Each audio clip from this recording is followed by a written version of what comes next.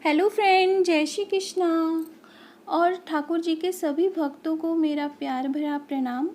आज देखिए हम जन्माष्टमी के विषय में आपको जानकारी देंगे और कुछ लोगों को बहुत जिज्ञासा है कि मैं किस दिन जन्माष्टमी रहूं, 11 को रहूं कि 12 को रहूं। तो इस बार जन्माष्टमी 11 और 12 को ही मनाई जा रही है। कुछ जगह पे 11 को मनाई जा रही है तो कुछ जगह पे 12 को मनाई जा रही है। जैसे उज्जैन में 11 को है और बनारस में है और जगन्नाथ में 11 को मनाई जाएगी, लेकिन 12 को द्वारिकाधीश में और मथुरा में, वृंदावन में ये 12 को मनाई जाएगी। तो आप अपने हिसाब से आपको देख लीजिए। अगर आप अष्टमी पूजते हैं, उस दिन अष्टमी का वैल्यू देते हैं, तो आप अष्टमी के दिन 11 तारीख को, क्योंकि अष्टमी 11 अगस्त को प्रातः 9:06 से लग रही है और अष्टमी की तिथि समाप्त 12 अगस्त की प्रातः 11:16 पर समाप्त हो जाएगी। तो अगर आपको अष्टमी जो मनाते हैं और भगवान जी का करते हैं तो अष्टमी कर सकते हैं। और जो उदया तिथि लेते हैं, क्योंकि हम जब व्रत रहते हैं और भगवान जी की पूजा करते हैं तो हमें उदया तिथि लेनी होती है, तो वो 12 को हो रही है। और रोहिणी नक्षत्र जो आरंभ हो रहा है और समापन हो रहा है वो 13 अगस्त को प्रातः 3:27 से लगेगा 13 तारीख को, और 14 तारीख को वो रहेगा सुबह तक। तो आप अपने हिसाब से देख लीजिए आपको, क्योंकि इस बार जन्माष्टमी के दिन रोहिणी नक्षत्र नहीं पड़ रहा है। और जैसा आप को नहीं पता होगा तो मैं बता रही हूँ। तो अगर आप अष्टमी मनाते हैं तो आप 11 को रहिए, और अगर उदया तिथि लेके रहना है भगवान जी का व्रत तो 12 को रहिए, क्योंकि रोहिणी नक्षत्र फिर 12 की रात में 3 बजे लगेगी।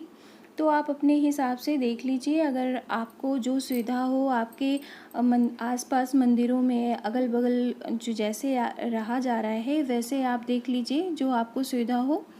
और भगवान जी तो भाव के भूखे होते हैं, उन्हें तो बस ये ज़रूरी नहीं है कि हमें इसी दिन उनको पूजना है और इसी दिन उनका करना है, तो ये तो भाव के भूखे होते हैं। आप तो देखिए, जो शैव संप्रदाय के लोग हैं, शिव जी को जो पूजा करते हैं, शिव जी को मानते हैं, वो 11 को रहेंगे।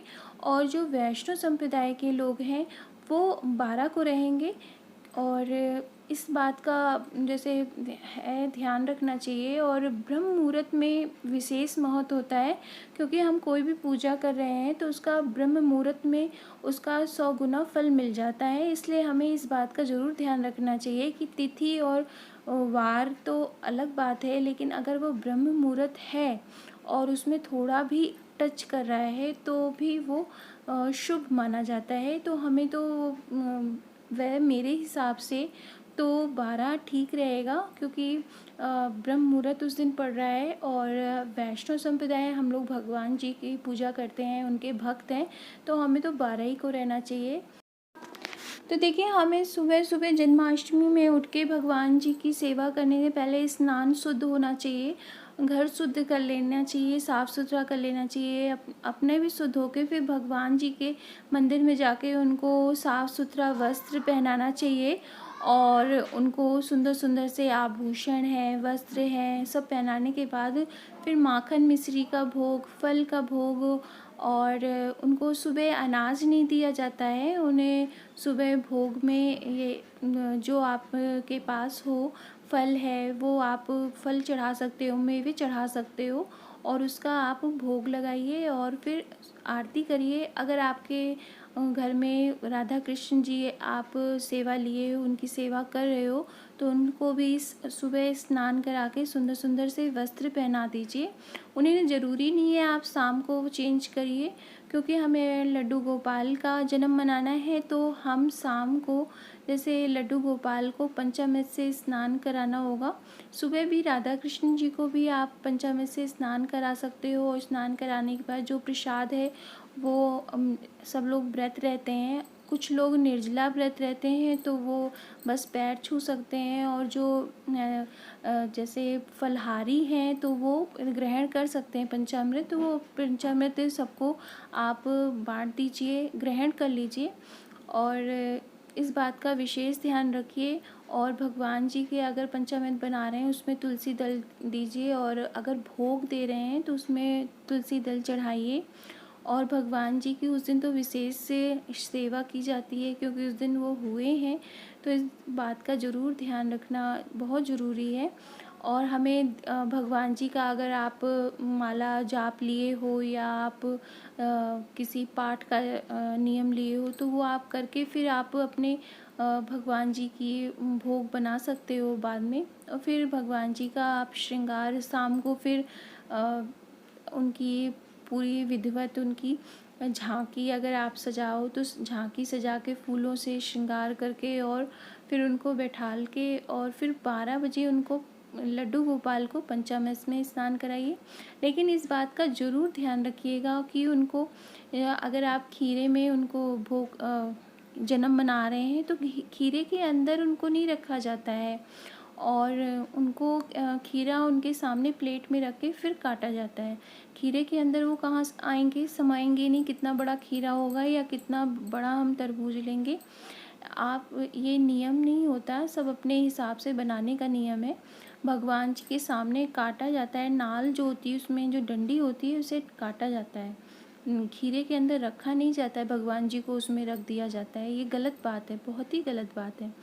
तो हमें भगवान जी के सामने रख के उनका खीरे को सामने प्लेट में रख के उनकी नाल काटी जाती है। तो हम वही उनका जन्म बनता है। फिर उनको पंचामृत से स्नान करा के सुंदर सुंदर वस्त्र और श्रृंगार उनको धारण कराया जाता है, चंदन लगाया जाता है, टीका लगाया जाता है, और फिर सुंदर सुंदर से वस्त्र पहना के, और 56 भोग अगर आप हो सके तो 56 भोग लगाइए, नहीं हो तो जितना आपके पास है उतने ही का ही आप भोग लगा के भगवान जी को अर्पण करिए, आरती करिए, फिर उनकी भजन गाइए। अगर हो सके तो रात भर जागरण करिए। भगवान जी बहुत प्रसन्न हो जाते हैं, बहुत सारा आशीर्वाद देते हैं अपने भक्तों पे। और भगवान जी की तो जितनी सेवा की जाए उतनी कम है। और भगवान जी तो वैसे भाव के भूखे होते ही हैं, तो हम तो बस उनको जितना चाहें उनको रिझा लें, और वो रीझ भी बहुत जल्दी जाते हैं। तो हमें तो प्रेम पूर्वक भगवान जी का ये तो इस दिन का कितने पूरे साल में इंतज़ार होता है कि ये मेरे भगवान जी का जन्म आ रहा है। और अगर आपको कोई क्वेरी है तो आप ज़रूर कमेंट्स बॉक्स में पूछ सकते हैं, मैं आपको उसका जवाब ज़रूर दूंगी। तो कमेंट ज़रूर करिएगा, और क्वेरी है तो उसका आपको जवाब मिल जाएगा। और अगर आपको मेरी जानकारी अच्छी लगे तो प्लीज़ कमेंट ज़रूर करिएगा। नए हैं तो सब्सक्राइब करना ना भूलिएगा, बेल आइकन का बटन दबा दीजिएगा, जैसे न्यू न्यू नोटिफिकेशन मिलती रहे। जय श्री कृष्णा।